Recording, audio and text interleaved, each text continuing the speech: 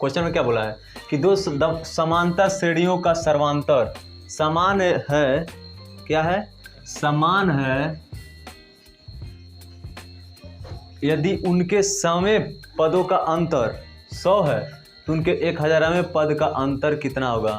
अब तुम लोग जानते हो कि चाहे, ध्यान देना, चाहे वो अगर जो भी समांतर श्रेणी होगा, जो भी समांतर श्रेणी होगा उसके पद के, जैसे मान लेते हैं हम 5 और 10, 5 और 10 के बीच में कितने पद हैं, 5 है ना। तो सर्वांतर जिसमें 5 हो गया, मतलब सर्वांतर ये 5 हो गया, इन दोनों के बीच के सर्वांतर इसी को तो कहते हैं डी का कहना क्या होता है, डी में A2 माइनस A1, तो मतलब जो भी दिया है इसमें से इसको घटा देंगे तो इसके बीच में कितना आ जाएगा, 5, वही तो सर्वांतर होगा हमारा। तो मानो इसके बीच के 5 दे दिया है, ठीक है, और किसमें, AP कहाँ है, दो समांतर श्रेणियों में कहा है ना। तो सर्वांतर क्या कहा है कि यदि उसके समय पद, एक पद से 100 पद के बीच में के पदों का अंतर 100 दे दिया है, तो पूछ रहा है 1000वें पद का अंतर क्या होगा।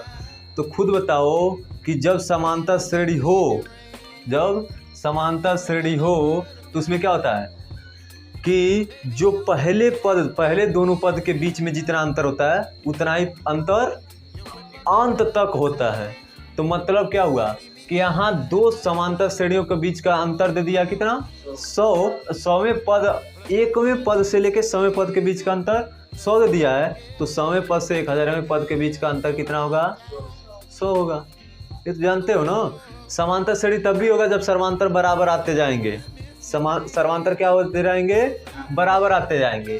तो इसको हल करके न वही उसी तरह भी बता सकते हो, उसी तरह भी बता सकते हो कि हाँ इन दोनों का अंतर मतलब 1000वें पद का अंतर भी 100 ही होगा, ठीक है। अगर मतलब ये ऑप्शन मतलब बहुविकल्पी क्वेश्चन आ जाए तब भी कह सकते हो कि इसका जो भी आंसर होगा वो कितना होगा, 100 होगा।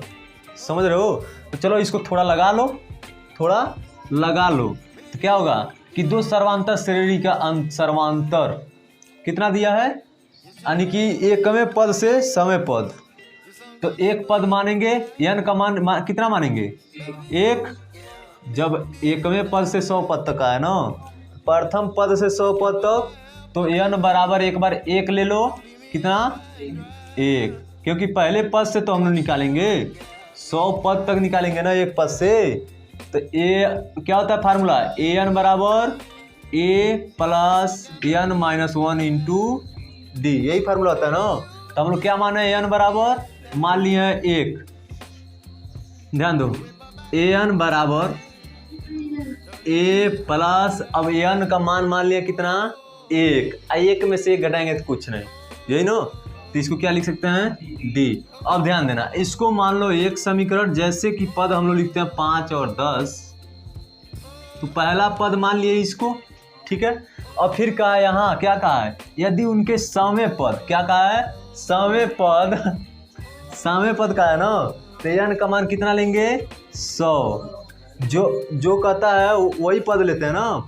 तो वे का पद मतलब वहाँ पद n को लिखते हैं, n से वहाँ पद लिखते हैं, तो 100वें पद बोला है तो n बराबर 100 ले लिए। तो क्या हो जाएगा, an बराबर a प्लस, और 100 में से यहाँ फार्मूला रख लेते हैं, तो n की जगह 100 रखेंगे, फिर -1, तो 100 माइनस 1 और d, तो an बराबर a प्लस 100 में से घटाएंगे तो 99d, यानी कि इसको मान लो समीकरण 2। अब बोला क्या है क्वेश्चन में, ध्यान देना, कि यदि इनके समय पदों का अंतर, यानी कि 1 से 100वें पदों का अंतर कितना दे दिया है, 100, यानी कि इसके और इसके बीच का अंतर कितना दे दिया है, 100। ध्यान देना, तो अंतर मतलब घटाना, अंतर का मतलब तो समीकरण 1 में से समीकरण 2 घटा दो, तो an बराबर a प्लस d और an बराबर a प्लस 99d, यही ना। ध्यान देना, कुछ नहीं करना है। तो इन दोनों का अंतर, इसका घटाना कितना दे दिया है, 100, क्या दे दिया है, 100। अब पूछा क्या हमको, पूछा क्या है कि 1000वें पद का अंतर कितना होगा, यही पूछा है ना। तो 1000वें पद का अंतर कितना होगा, तभी को हम बताए हैं कि जब समांतर श्रेणी है अगर कोई, तो उसके बीच की संख्या वो क्या होती है, कभी भी बराबर ही होती है, बताते हैं ना। यहाँ ध्यान देना। तो कहा है इसके समय पद 1000वें पद, यानी कि समय पद सब 1000वें पद। तो यहाँ तो एक बार समय पद का निकालबे किए हैं, अब एक बार 1000वें पद का निकाल रहे हैं। तो n बराबर कितना दे दिया है 1000, कितना 1000। तो यहाँ an बराबर a प्लस 1000 और माइनस 1 उसके बाद d, यही ना, ठीक। तो यहाँ an बराबर a प्लस और इसमें से घटाएंगे तो 999 d, ये हो गया समीकरण नंबर 3। अब ध्यान दो कि एक बार हम एक समीकरण से दूसरे समीकरण के बीच की दूरी 100 दे दिया है, तो हमको तो ये भी मालूम होना चाहिए कि 100 के और 1000 के बीच में भी 100 होगा, 100 होगा। अब ध्यान दो कि अगर 1000वें पद का है तो ध्यान देना कि यहाँ एक जगह पर n की जगह पर 1000 लिखेंगे, कितना लिखेंगे। अब यहाँ क्या लिख सकते हैं तब 100, क्या लिखेंगे, क्योंकि समय पद का था, तो मतलब भूलाना मत, लिख लेना तुम लोग, ठीक है।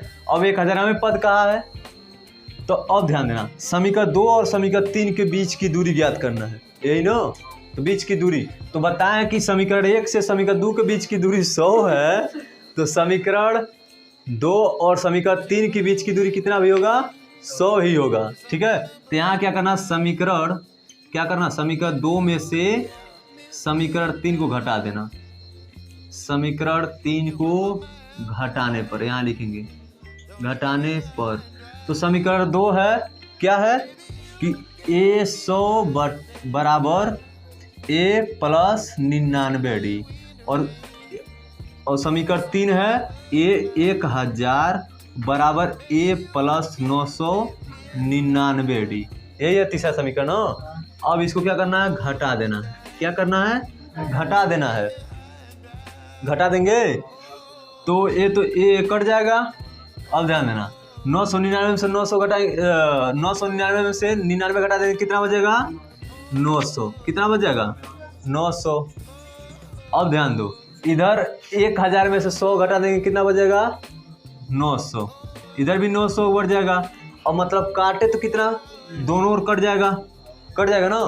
तो देखो क्या किया गया है कि इतना में से इतना घटाया गया तो कट जा रहा है, तो यानी कि जब ये 100 है तो ये भी कितना होगा, तो इन दोनों के बीच की अंतर कितना होगा 100, इसके बीच का अंतर 100, यही आंसर हो जाएगा। नोट करो, देखो कहा है कि 3 अंकों वाली कितनी संख्या 7 से विभाजित है।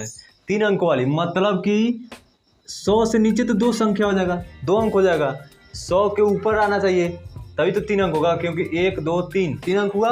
अब 100 से कहाँ तक जा सकते हैं, 1000 तक जाएंगे, 1000 जाएंगे 4 अंक हो जाएगा, हमको चाहिए कितना 3 अंक, तो कितना आ जाएगा 900।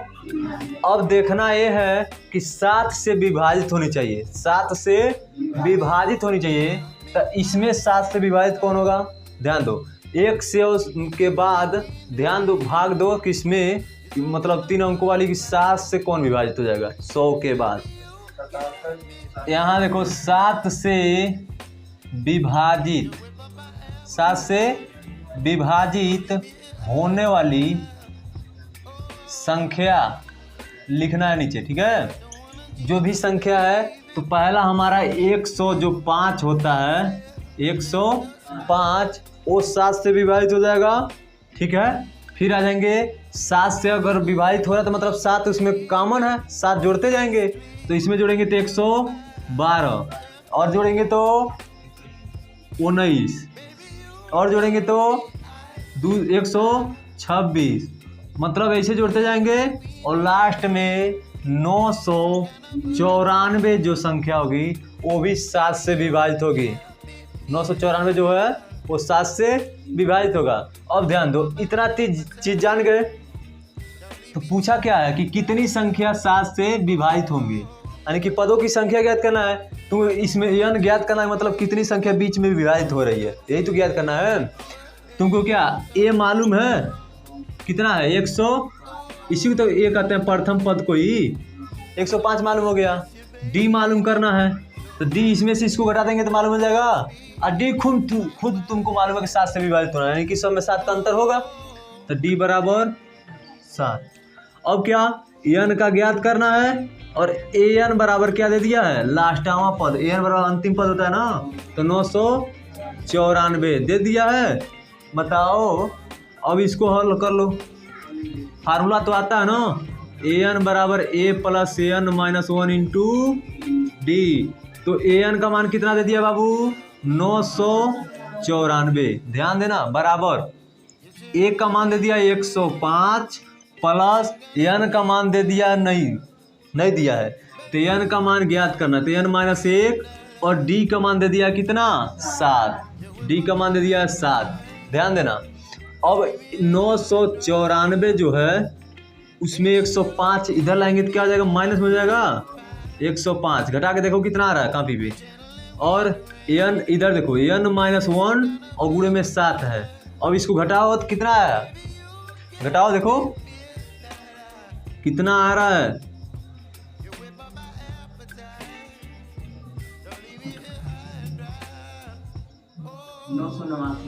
889।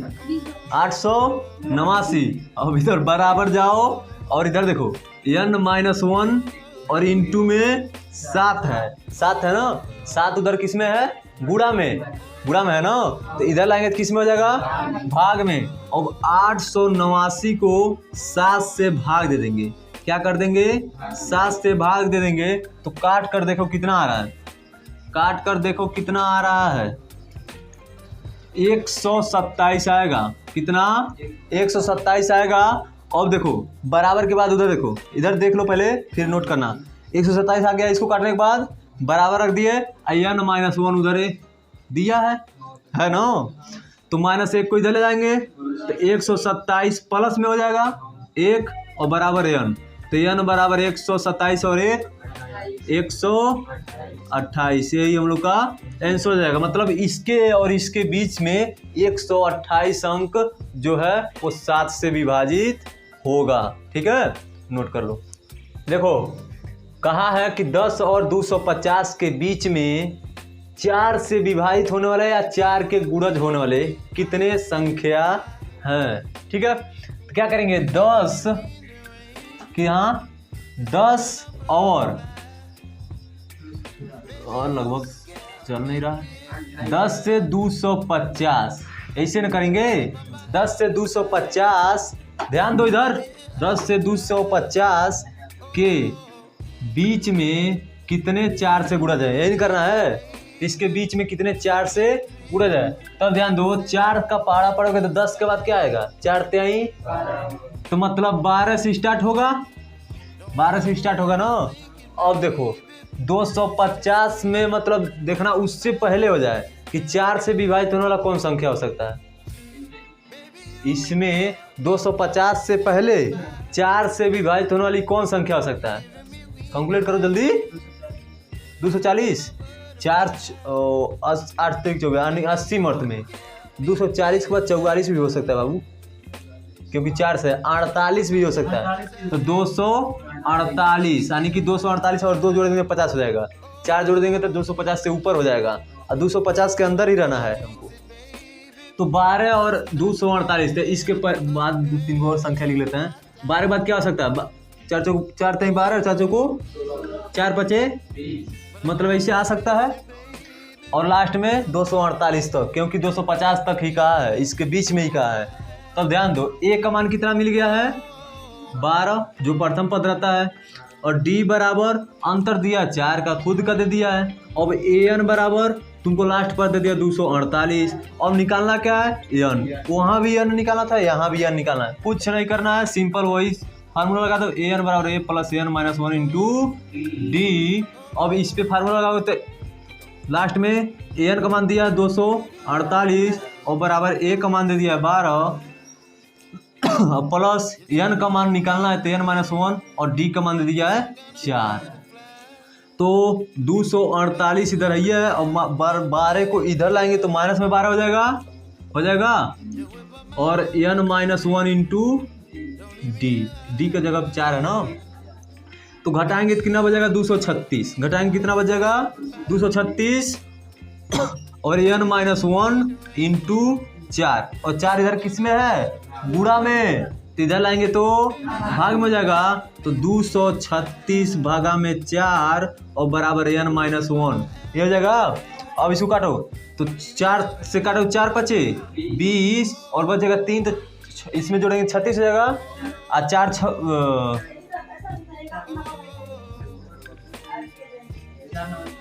4 9 36 यानी कि कितना आ जाएगा 59 आ जाएगा। तो इसको काट दिया तो कितना मर्द में कटा है 59 मर्द में, बराबर n-1 एन दिया है, और -1 को इधर लाएंगे तो कितना हो जाएगा प्लस में हो जाएगा, तो 59 और +1 हो जाएगा और बराबर n, तो n बराबर कितना लिख सकते हैं 60, यानी कि इन 12 और 248 के बीच में या 10 और 250 के बीच में कितनी संख्या है 60, वो भी कौन संख्या 4 से विभाजित होने वाली या 4 का गुणा होने वाला। ठीक है, नोट कर लो। क्वेश्चन में क्या कहा है n किस मान के लिए दोनों समांतर श्रेणियां, जिसमें पहला क्या दिया है कि 63 65 67 डॉट डॉट यानी आगे जाते रहेगा, फिर और 3 10 17 डॉट डॉट डॉट के 91 पद क्या होंगे बराबर होंगे, यानी कि इसका 91 पद और उसका 91 पद निकाल के और फिर हमको इन लोगों को क्या करना है बराबर कर देना है। चलो निकालते हैं पहले वाले का। तो पहला क्या है 63 65 67 डॉट डॉट यही है ना, तो इसमें ए का मान पा गए हो कितना 63 पा गए हो ना। अब डी का मान पा गए हो कितना, दोनों के बीच में अंतर जितना होता है तो 2 का अंतर है, पा गए। अब फार्मूला जानते हो an बराबर a प्लस an-1 इंटू, तो an का मान नहीं मालूम है तो an लिखते रहेंगे, a का मान मालूम है 63 प्लस n का मान मालूम नहीं है और d का मान कितना मालूम है 2, तो इस 2 से दोनों में गुणा कर दो, जानते हो ना। तो यहाँ an बराबर क्या कर सकते हो 63 प्लस 2n और -2, यही करेंगे ना, 2 से n में किया 2n हो गया, फिर माइनस है तो माइनस लगा दिया, 2 से 1 में किया तो 2 आ गया। इसको मान लेते हैं समीकरण नंबर, फिर कहा है दूसरा लेना, ये तो ले लिए हम लोग, अब फिर लेंगे इसको 3 10 17 वाले को, तो 3 10 17 और डॉट डॉट डॉट इसका लेंगे, तो यहाँ a का मान कितना पा गए हो 3 और d का मान कितना पा गए हो 7, क्योंकि 3 और 10 के बीच में 7 का दूरी है, फिर 10 और 17 के बीच में कितना का है 7 का, तो d का मान कितना पा गए हो 7। अब इसको भी इसी तरह लगा लो, तो फार्मूला an बराबर a plus an-1 into D जानते हो। देखो an का मान मालूम नहीं है तो an बराबर a का मान कितना हमको 3 और प्लस n का मान मालूम नहीं है तो n का मान वैसे रख देंगे, और एक d का मान कितना मालूम है 7। अब कुछ नहीं करना, फिर जैसे इसमें किए उसी तरह 7 से गुणा कर दो n में और 1 में। ठीक है, तो an बराबर 3 प्लस 7n-7, समीकरण नंबर मान लेंगे 2। और खुद कहा है कि जो पहला एपी है, जो पहला एपी है और दूसरा जो एपी है उसके 91 पद क्या हैं बराबर हैं, तो हम लोग तो 91 पद इसका और इसको निकाल दिए, समीकरण 1 और समीकरण 2, तो दोनों का 91 पद क्या है बराबर है, क्या है। तो क्वेश्चन में देखो an बराबर an, यानी कि इसका जो an है वो भी इसका an बराबर है, ये इनका है क्वेश्चन में।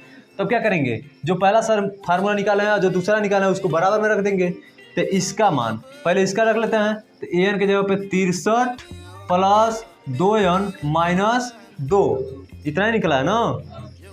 फिर इसका रख लेते हैं बराबर में, बराबर दिया क्वेश्चन में, फिर लिखेंगे 3 प्लस 7n और माइनस 7। अब इसको केवल हल करते ही आंसर आ जाएगा, ध्यान देना 63 है तो संख्या को एक और कर लो, और जो n वाला अचर पद है, जो अचर पद है उसको एक और चर पद को एक और कर लो। ठीक है, आसानी रहता है। तो 63 इधर है 63 को यही रहने दो, फिर -2 है -2 को ला लो, फिर इधर 3 है तो 3 इधर आएगा तो माइनस में 3 हो जाएगा, -7 है तो -7 की इधर लाएंगे तो प्लस में 7 हो जाएगा, और बराबर का 7n उधर है और 2n उधर ले जाएंगे तो माइनस का 2n। अब देखो 63 में से 2 हटाएंगे तो 61 बढ़ जाएगा ना। अब ध्यान देना, और प्लस माइनस तो 7 में से 3 घटाएंगे तो 4 बच जाएगा ना, तो माइनस का प्लस का 4 बच जाएगा ना, क्योंकि बड़े संख्या के सामने प्लस है, प्लस का 4 और बराबर इसमें से घटाएंगे तो 5 n n बचेगा। अब 61 और 4 जोड़ेंगे तो 65 और बराबर 5 n, तो n बराबर 65/5, क्योंकि 5 इधर गुणा में है तो इधर लाएंगे तो भाग में जाएगा। तो 5 से 65 को काटेंगे तो n बराबर 13, n बराबर 13 × 5 = 65, ठीक है। तो n बराबर कितना मिल गया 13। तो पूछा था n में पद बराबर है, तो क्या पूछा था n किस मान के लिए, तो n का मान हम लोग पा गए कितना, यही हम लोग का आंसर हो जाएगा, नोट कर लो।